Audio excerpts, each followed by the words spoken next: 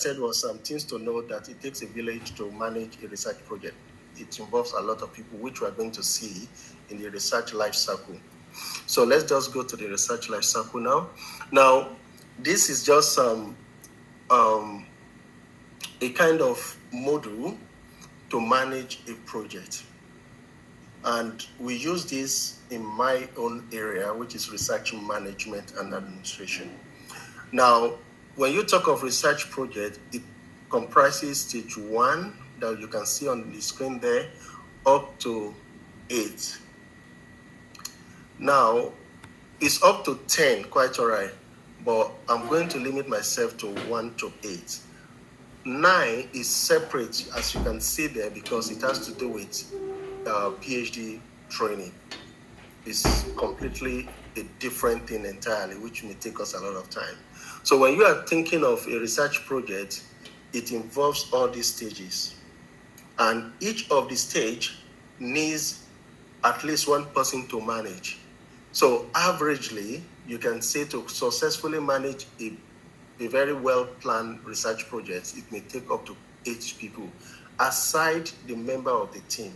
Of course, there are some projects we can manage on our own, just small projects, but when we're talking of managing research project from the conception to the completion, it involves a lot of work, a lot of people. So let's look at the first one, which is the project conception. Now, anyone can conceive an idea of a project, but there are so many things involved. If you conceive an idea, the next thing is, do you need a research fund? Do you need a grant for that? If you need a grant for that, you then think about developing the research proposal. What are the things involved in that proposal? Do you need a team member or members of a team to come together? Are there, regulations you need to put in place, for example, if you need ethics approval? So it takes a lot. And if you are going to execute that conception, then each stage that you can see here involves at least one person, aside the person who has conceived the idea. So for example, when I started as a research output officer with the university, I was involved in reporting the research output, like book writing, book chapters, journal articles. There are different types of journal articles, aside the one we know. But in terms of categorization, because that is what the Australian government uses here, they will look at your research output, which is publication, book chapter, IP, and so on. All this needs to be reported to the Australian government, and that is what they use for their ranking. So it's a very intense process that's, it must be well managed. If not, the ranking may not be good. So in this project conception, we have people who work at the research funding sphere. Someone like me before, 2 years ago, I worked within that research funding sphere. So if you have an idea of research and you come to me, I look at the idea, okay, yeah, we can look for this kind of grant for that. Then I work with that individual to get the grant application submitted. And it's not just directly straightforward like that. It's not straightforward. You have to get approval from the head of school, get approval from the dean of the college, get approval from any other external party before you can go about that. And then coming to proposal development, you have a set of people. In fact, someone's role is actually to manage that proposal development. So, which is included in my own role, where if you want to apply for fund, I do the review of the application, check what you have done, and so on and so forth like that. I think currently I'm part of the expert evaluator for UK, one of the UK professional bodies where we review grant application. And then project information. Now, we have people who are dedicated to that role, called, for example, collaborator, or project development officers or managers or coordinator. Their work is to help you to connect to people who are like-minded, who may be interested, industry partner. They connect researchers to industry partner. So that is just at this phase of project development, conception. So you can imagine what I've mentioned. At least 4 staff, 4 individuals will work with the researcher to fine-tune the project, to make it robust, and so on. And then coming to project, the budget estimation, this is another place that is very, very tricky. There is difference between budget, project cost and project pricing. Most time, people only give project pricing as the budget, whereas it should be the project costing. For example, for you to execute a project successfully, it is not just the research grants for your salary or research assistant or for for consumables. There are administrative costs attached to it. So in Australia here, for every $1 that you spend on research, there are corresponding $1.30 extra costs. But these are some of the things that people don't put in place. So we call that indirect cost. We have direct costs associated with the grants, with the project, and indirect costs, which is administrative cost, overhead cost. And that include library cost, lighting, laboratory, and then other administrative staff that may be involved in that project. All these are factored in when you are preparing your budget, but these are things that people don't know. They just look at it, I need consumable, I need a molecular kit, I need this, I need that, but it goes beyond that. It goes beyond that, but time will not permit me to delve into that. Now, moving on, let's assume the project has been well conceived and they've applied for funding and is successful. The next thing is to go into contract development. Now, contract development in this case has to do with establishing contract with the funding organization and the institution. Most time people overlook all those things. They overlook it. But in real sense, that should not be overlooked.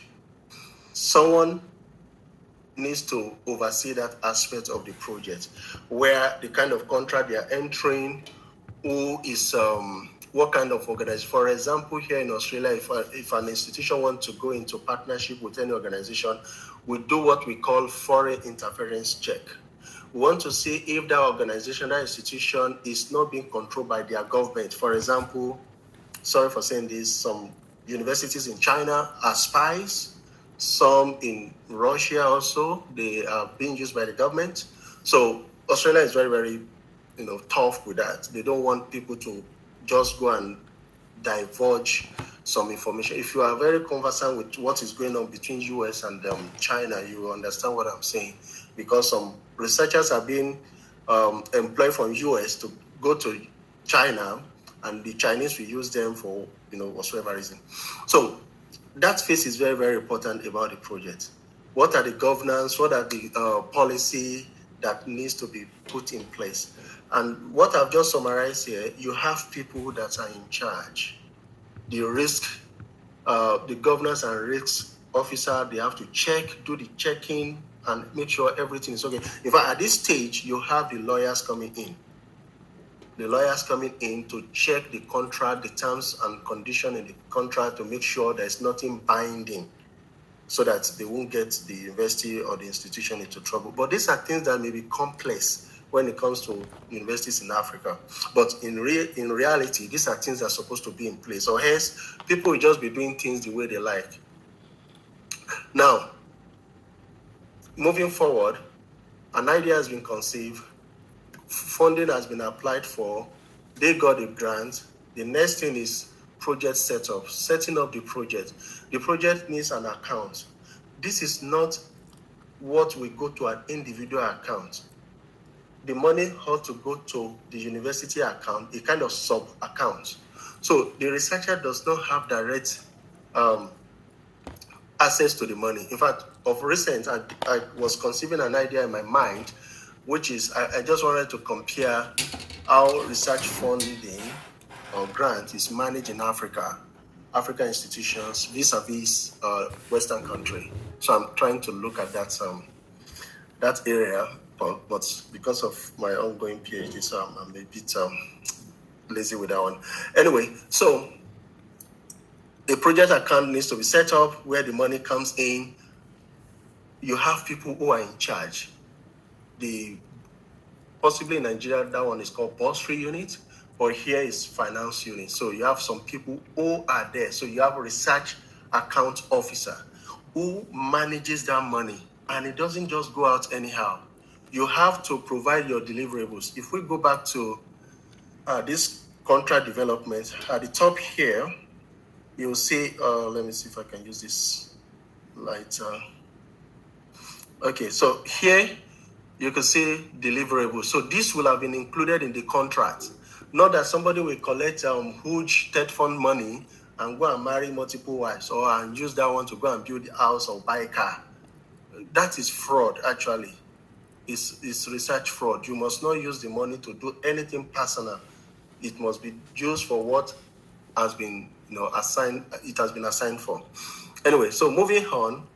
So this set of people will monitor the deliverables. Are you actually delivering what you say you will deliver?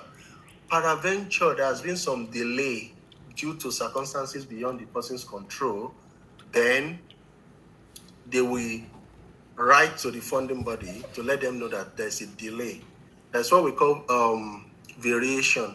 Variation means instead of finishing the project, let's say December 2024, it will now extend to December 2025 due to XYZ reason. So they have to write them and let them know that, well, based on the contract says end of this year, but due to this reason, it's not going to be this year, it's going to be. So both parties will agree before. It's not that somebody will just collect money, nobody knows what is going on, no deliverables, nothing, and it's just a normal thing to do. No, it shouldn't be. Okay, so governance and compliance. This is another aspect of project management that is very, very important. Now, research project management may be different. The way it looks or the way it's being managed may be different from the normal project management. Maybe you are constructing a house or research laboratory. How that one is quite different because there are so many intricacies involved in this. So the governance and compliance is similar to what I've said earlier on. There will be risk evaluation. What are the possibility of unexpected eventualities that can happen? Are there risk management in place? If this happened in the lab, what would be the solution? How would they handle it? What are the mitigating factors that has been put in place? So the governance and compliance team will oversee that one. Okay, now the real management of the project now is now more or less combination of all those things, where individual now has played their role and everything is going on successfully. For example, progress report is being prepared by the researcher. It will be submitted to the post-award or the research account officer who checks the report to make sure it aligns with what they said they are going to deliver. And then they send that one to the funding organization, and those one tick that off, and the organization, administrating organization also tick that one off that, yes, we've achieved this. So once everyone is able to play their role, managing the project just go on smoothly like that.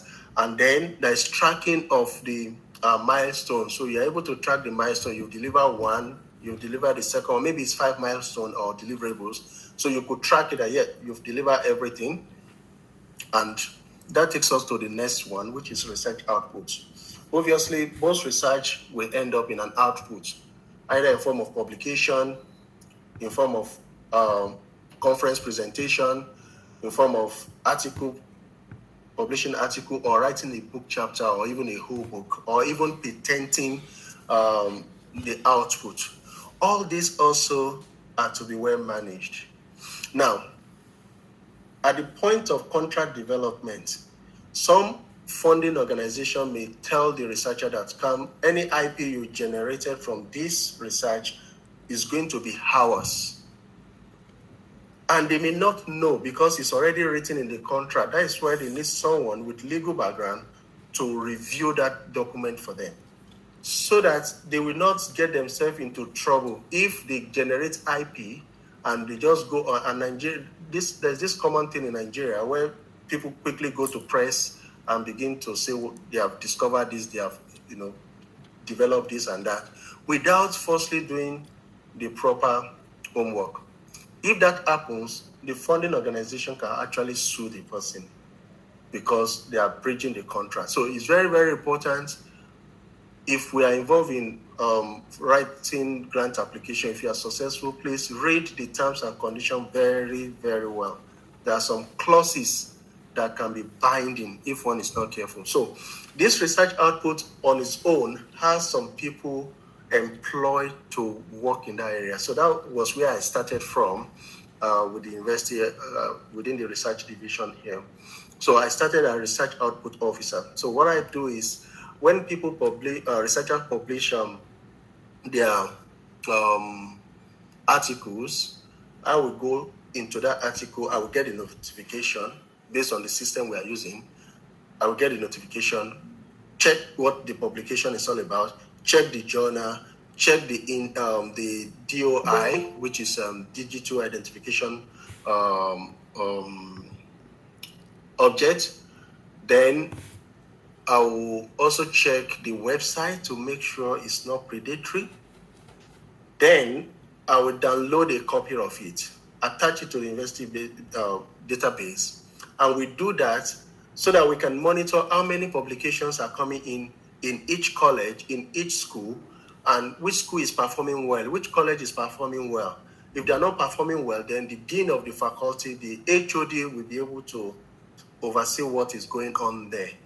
So that one is very, very important. And if there's any IP, intellectual property output, then the intellectual property output team will work with that individual on how they can patent it or how they can register a startup. Like for my university, I think we have some few startup company.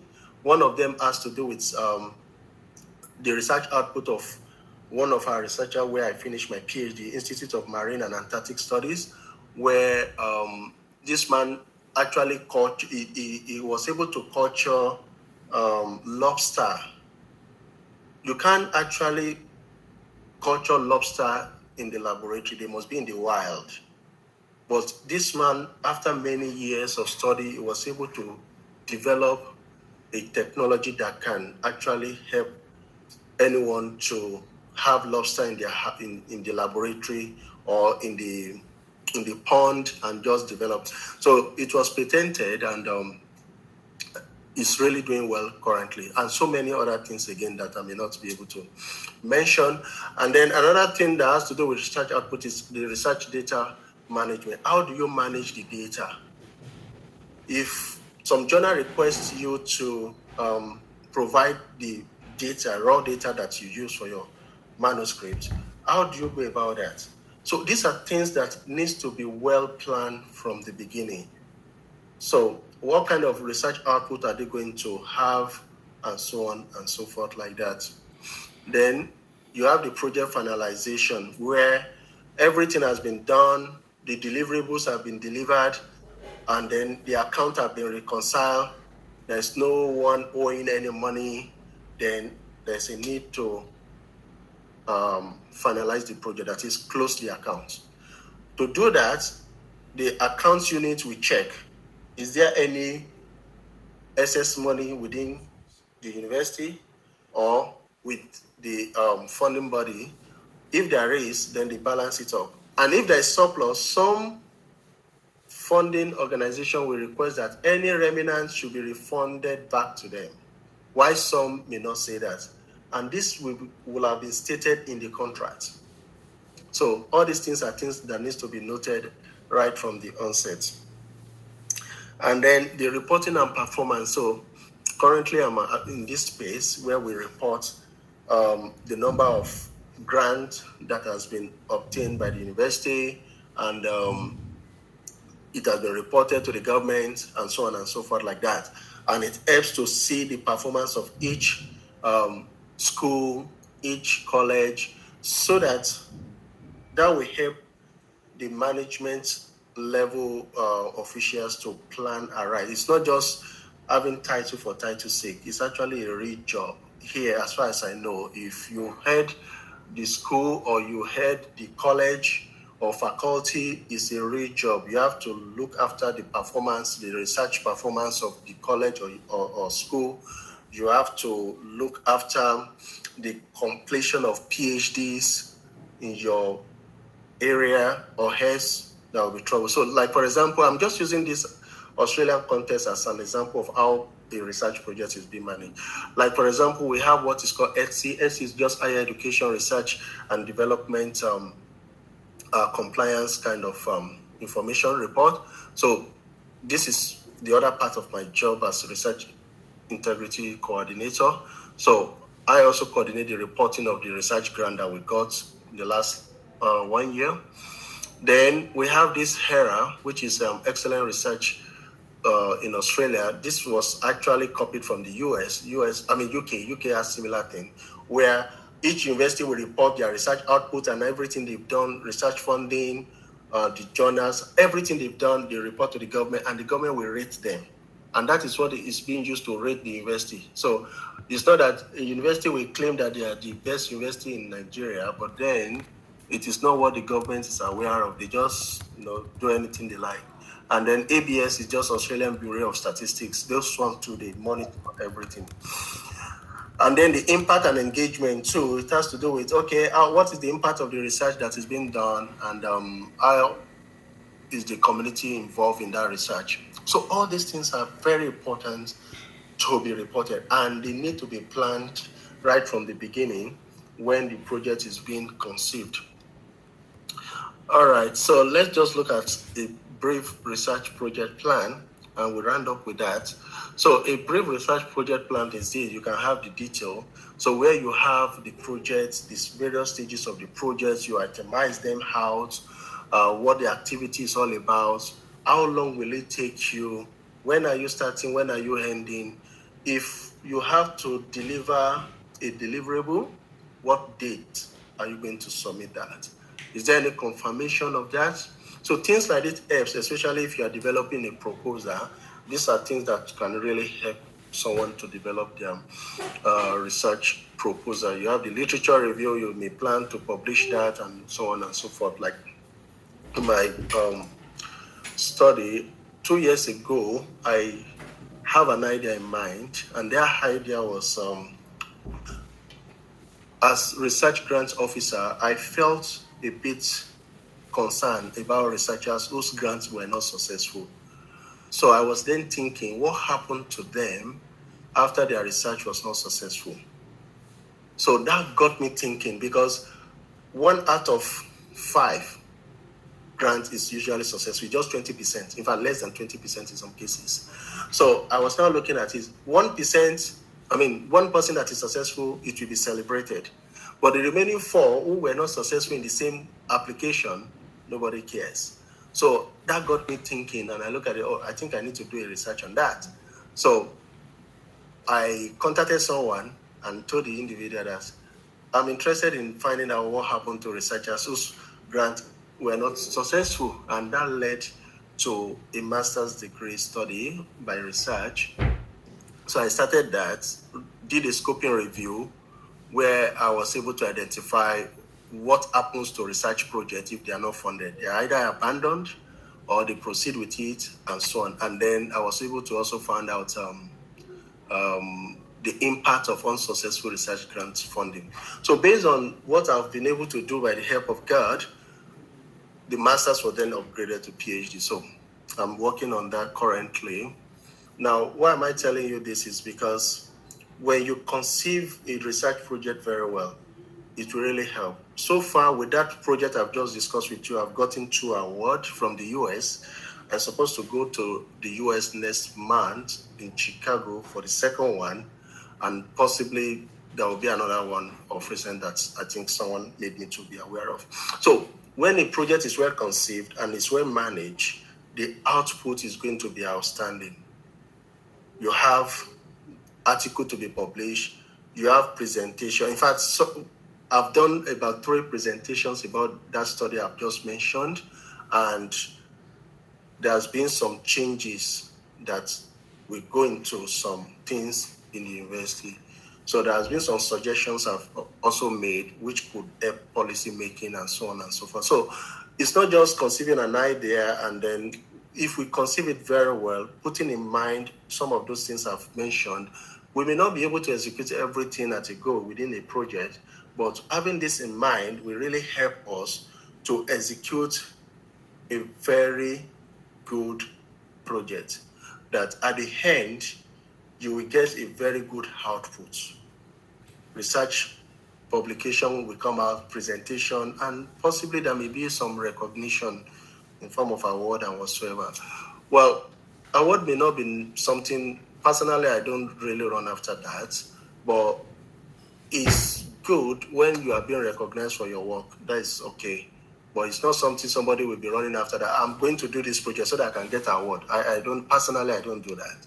But the quality of what you do is what speaks. So your result speaks. So when your work is of good quality, people will be the one recommending your work. One of the projects I did lastly before I ran down, 2018, after my PhD, I was waiting for the, I think I was writing my thesis. So I conceived an idea also based on my PhD, which was understanding the spoilage mechanism of modified atmosphere packaged seafood.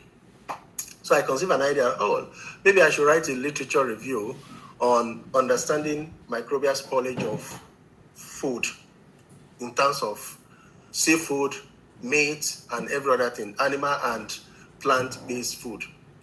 I conceived that idea and then I contacted someone who I've worked with before and it's very good. It's in Bulgaria, and then we came up with a plan on how to go about it. So eventually I brought one person on board, he brought one person on board. So the two of us making four, we started a project. It took us 2 years actually before we could finish that project, but eventually we published it in Comprehensive Food Safety and Food Review Journal. And the journal became the most downloaded in 2020.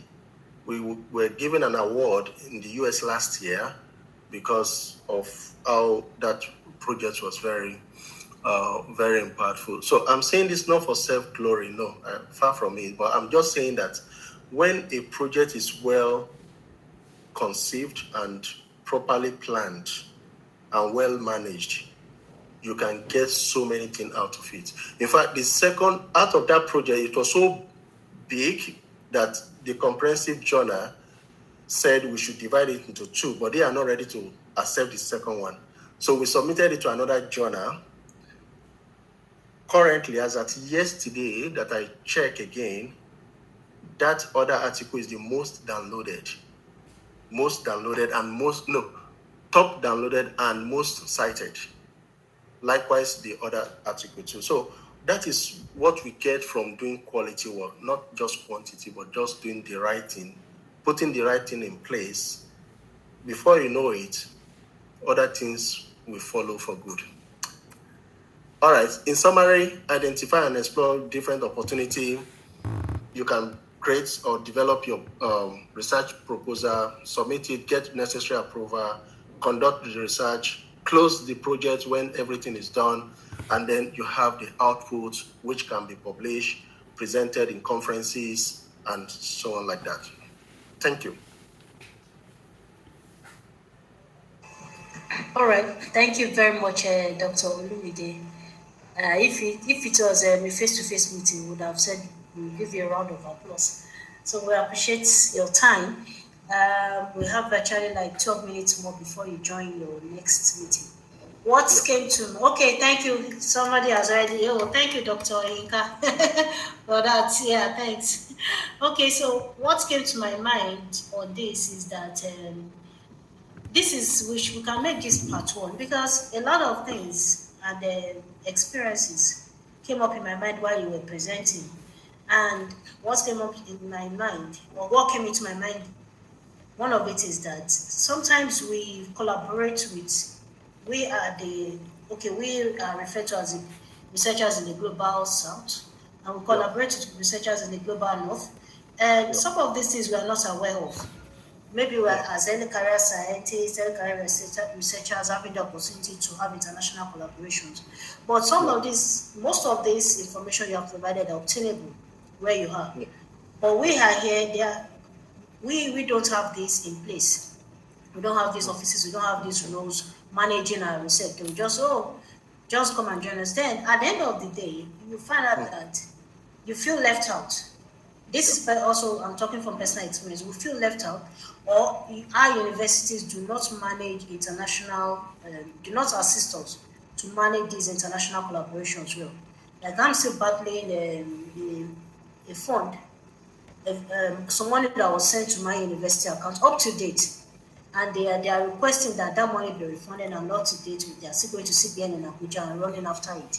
So, and I feel the whole loss of it, the impact is on me as a researcher. It's not even just on my university, because I was one that started the whole issue. But a lot of things you are not bringing out that appears that over there, the global south, they're already aware of it. It's something that is already part of what must be done. But we are just going there, innocently collaborating, and then when they think this is boomerang, we're wondering where these issues arose from. Like one of it is contract development. It's a very key area. Then you mentioned budget pricing and budget costing, that there's a difference. So I'm like, okay. So we are looking at this. Then I want to ask you, please. So I want to crave indulgence first of all from people that this could be, and even you, that this could be part one. And because you like you mentioned, you rushed it a bit, so we want. There are some questions that may arise, maybe from my experience. We could make part two more of more interactive, because you have presented, but we will not, because of your time, we will not be able to ask you in depth, or you'll not be able to respond in depth to some of our questions and things we may not experience. So we may have to bring you back, and we'll talk behind the scene to see how we can bring you back and see how we can manage this one. So the project pricing, project cost, contract development, particularly that contract development, and the understanding what it means to collaborate with somebody in the global north, and so these are some of the areas in which I would, for example, I would like to understand better, so that when these things are done, there will not be surprises.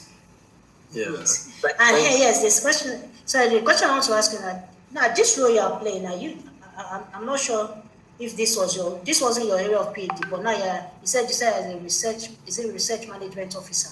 Yeah. Did you go for a training for? Oh, that's a very big question. Yes and no. Did you go for a training, or they just put you in the office and then you started managing all these research? No. So what happened is this, it came up from my passion, like I said earlier on, my passion for research communication. Then I got into the role of research output officer, which you can say research publication officer. So I did some couple of training with our researchers here, how they can identify the correct journals and so on and so forth. In fact, some researchers do not know that the university have paid for some journals that you can publish for free. Some researchers do not know. So the role actually helped me to have that understanding that, so if you want to publish, for example, in food science, in food control, all those top microbiology journal, for us, is completely free. You don't need to pay 4,000 USD. But many researchers do not know because it's not known to them. Within my university. So I conduct research, workshop training on that, how they can identify good journals and so on and so forth. Now, when I got into that, so I kept on thinking about where do I go from here? And that made me to become curious.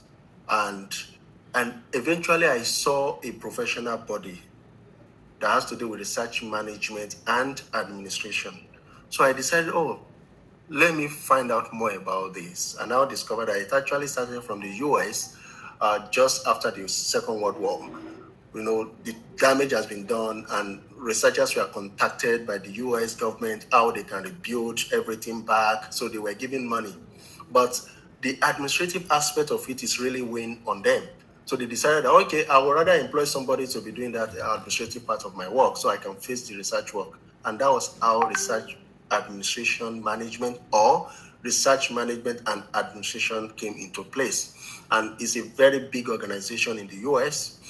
So we have some of the organizations here in Australia, US, UK, Canada, South Africa has it. In fact, there is in Nigeria, in West Africa, but obviously it's not really what it's supposed to be.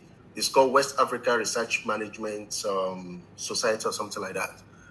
WARA or WARISA or something like that. But then what I'm saying is this, that was where my curiosity came into place and I started looking into it, and now find that, oh, this is very much aligning with my passion that has to do with seeing how research is being done. So now I call myself research support specialist, where I support researchers across all the life cycle to make sure they are doing the right thing with their research and getting the expected outcome that they're supposed to get. So based on that, I did some training, which cost some bit of money anyway, out of pocket, but to some extent the university reimbursed some of the money, but I actually did some on my own and I'm still doing more. So I did some training, but some ongoing experience that I acquire along the line with the job. But I'm very much happy to help as much as I can. That is my own personal passion, to make sure I let other people be aware of this, and that could be very, very helpful. Normally, I'm going to some of your comments now. I'm happy to come back to look at some of those things we can look into, like project costing and project pricing. In fact, I'm very passionate about that because I know people are not doing it right. If you say it will cost you 100,000 naira to carry out a research, it is not correct, because mostly people will only look at the salary, maybe, or they will only look at the consumables. That is not correct. The light that you are going to use in the lab, who is paying for it? The laboratory space, who is paying for it? The cleaner cleaning that lab, who is paying for it? The person disposing that the waste you generate in the lab, who is paying for it? The electricity. All those things needs to be factored in. Therefore, most people only provide the price, not the cost. So okay, thank you. Happy to come back for that. Yes, we'll bring you back for this so that we break it down. And I like your response. Dr. Inka taught us the last time that we need to develop more skill set. So I think that's an area we can also look into that would assist us. Yeah, In fact, Dr. every university is supposed to have research office. I mean, when I say research office, I mean research office. So there is research office and there could be research office, but research office in the recent supposed to have all these things in place. A lawyer must be on. In fact, my own institution, we have nothing less than 5 good lawyers, 5 at least, that are working with us. We are together in the same research division. So all these things are deliberately put in place because the university want to perform well, and at the same time they want to avoid any issue. Thank you. So Dr. Afolake asked the question that, are you also involved in lecturing in your department? I involve. So my own lecturing has to do with lecturing lecturers. So I lecture lecturers, train them. Like next month, I will be training new PhD students who are coming in, train them on some of these things I've talked about, research integrity, how they can conduct their research to make sure they don't get themselves into serious trouble. And then talking about how to source for grants, I do that. Project costing, research project costing and pricing, I do that. Research methodology. I focus on that. So I do that. Okay, thank you. Is there any other question? We can allow one more question.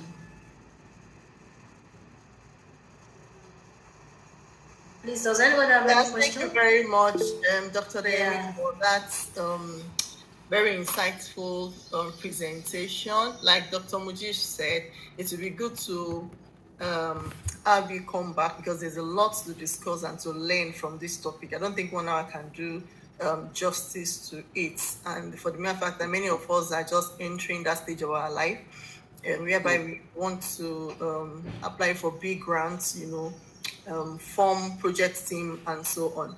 So I just want to ask a question. Yep. I'm talking about having a project team, bringing people together. When you have an idea, bring people together that you think they can work together with you to execute that research. But Yep. I don't know, how can one get to know the right people to have in their research project team? The reason why I'm asking is because I've had experience, even at departmental level, when you try to have an idea and you think, oh, it would be good, I can't do this work alone. Let's bring colleagues together, let's work on this. So I'm talking from my own personal experience, whereby I sat down, had a research idea, I developed it, objective, everything, and I said, okay, let's come together and develop a questionnaire that we will use to achieve this objective. For the past 3 months, nobody responded since then. I've already put down the proposal on the WhatsApp group for them. Everybody has read it. No response. Even to say, can you explain more? Or can you please tell me more? Nobody. Even when we get to the department, we see each other. They don't even make reference to it that we saw what you dropped on the WhatsApp or something. So in my mind, this is something about yesterday. I was thinking in my mind that, okay, I will go ahead to do this work, but I won't put anybody's name on the publication. And they'll just be surprised to see me publish that work and be shocked. Not only that, there's another research again that I'm a investigator on that one. I'm not the PI. So when the PI got the grant, started doing the work, he brings some people to a constituted like 8 of us on it. And then he said, okay, while the work was being done, he said, okay, let's, it came up with synopses of, topic that we can do a review on and, submit that is related to that project. Then submit in maybe as book chapters or something. Since last year, only 3 of us has responded. Only 3 of us has completed. So I was wondering that, okay, when we talk about, bringing up a project team, how do you get to know the right people that would help you to achieve your vision? Thank you. Oh, thanks very much Thank for you. that. Sorry, Dr. Inka, 30 seconds. Inka, so that Doc can answer, then we can round up. Okay. Dr. Inka Osholali. Hello, Doc. Are you still responding? Oh, can you hear me now? Yes, we can. Yes. All right. Thank you, Doc, for your presentation. Quickly, sir, you've laid out the structure, the organization of how these research offices work. Now, I'm thinking, for us here, do we have to overly adopt this, or maybe there are places we can cut off some kind of bureaucracy so that the hierarchy process of approval is minimized, so I don't know if we have to overly copy the same thing or we can, in your own experience, like what do you feel, maybe these ones are not necessary and then maybe we can then adopt. Thank you, sir. Okay. Thank you very much for that. I'll quickly respond to that. I'm supposed to have been in a meeting now, but please just bear with me. I may rush it a little bit, but then I just pray that we have more time so that I have a constant meeting every Saturday, 8 p.m. to around 11 p.m. So I didn't factor that one in when we were organizing this. So I'm very sorry for that. It was meant to be 2 hours. So I'm very sorry for that. Now, going to the first point, knowing the right people to collaborate with. You see, one of the research misconduct that has been going on for so long in Africa, in Nigeria in particular, is this issue of put my name on your paper. That has made people to become so lazy. Not everybody, please, but some have become so lazy and like a daisical with research projects, as long as they know that their name will be added. So it's actually a research misconduct. If I go by our own standard, you don't add somebody to a publication who has not intellectually contributed to that manuscript. You don't do that. But Nigeria, it has become a gift issue. You can gift people your position to come into project that they know nothing about. So because that has been in place, it's like, well, I don't need to do anything. They will still add my name. They have nothing to, she can't publish it. She can't do it.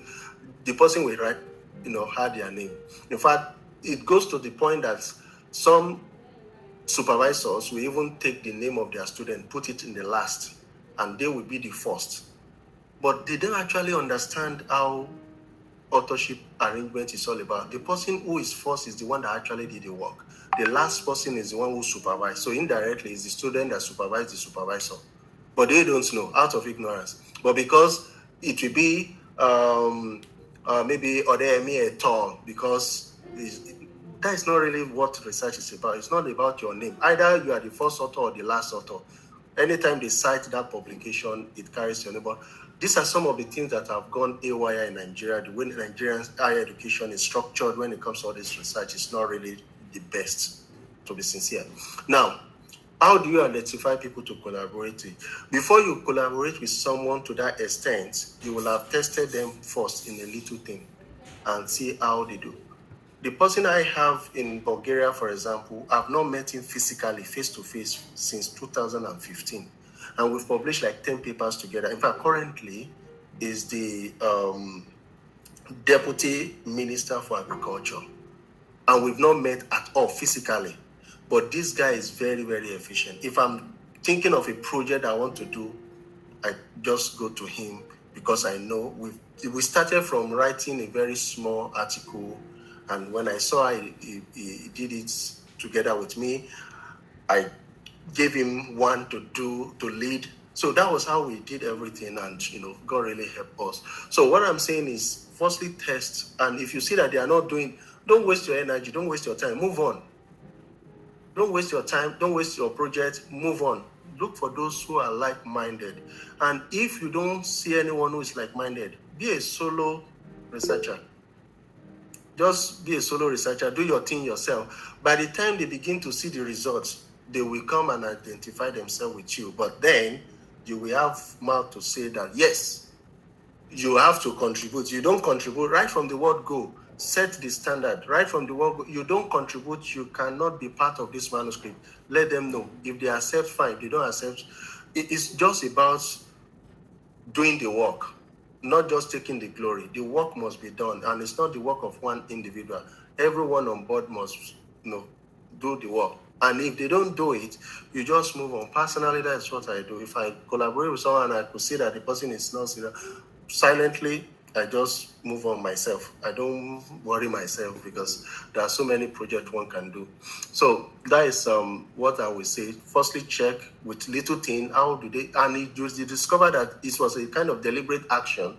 Let them know that, you need their input. If they don't contribute, just let them know, sorry, I have to move on with this project since you are not, it's like you are not interested in the project. Just be plain and move on. Whosoever want to turn into something else, that is their own thing to deal with.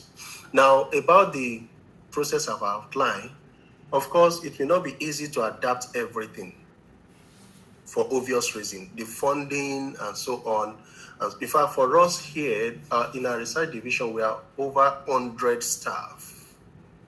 Over 100 staff. And I think if you want to look at it from faculty or school level, you can imagine that we're a whole faculty ourselves. So Nigerian universities may not have that capacity to fund such kind of thing. However, there are still some basic things that can.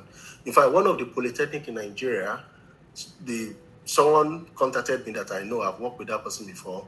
They wanted to set up a research office, and I gave them my idea that you may not have the capacity to have a very big one, but you can have a research office. It may be 4 staff. One staff as the director is managing everything. You have a pre-award staff. You have another one who is post-award staff, and then possibly someone who is the research output officer. The 3 of them can work with the researcher to get their project done, but they need to be provided with training. And currently, in fact, I'm not sure if anyone is interested here, there is a grant in the UK that they want to fund research management in institutions in Africa. I will try to look for the link. If I see it, I will send it to NAMSAM page. So please check the requirement and see if it's something you can apply for. I think it's about £50,000, or I think about £50,000. So they want to use that to actually train capacity in research management in Africa, in developing countries. Yeah. So I can send that link to us. So you may not adapt everything in total, but there are still some basic things that can still be adapted, and it may start from small office, and before you know it, it can become something big, depending on the effectiveness of the team. If they are very effective, that will work. And that is one of the things I'm trying to do of recent, train organizations in Nigeria, universities, and some other things to see how they can come up with some of these things, and it will really help them. All this ranking, global ranking, these are some of the things that they can use for those global ranking, because they can monitor their research income. And of course, it involves some software which they can be developed in-house. Actually, they can be developed, but anyone who is interested in that, I can provide more details because of time. All right. Thank you very much, Dr. Olumide. It's like you just came out, you have whetted our appetite. Thank you. We'll be waiting, and then we can contact you behind the scenes. So while we let Dr. Olumide go ahead for his next meeting, Dr.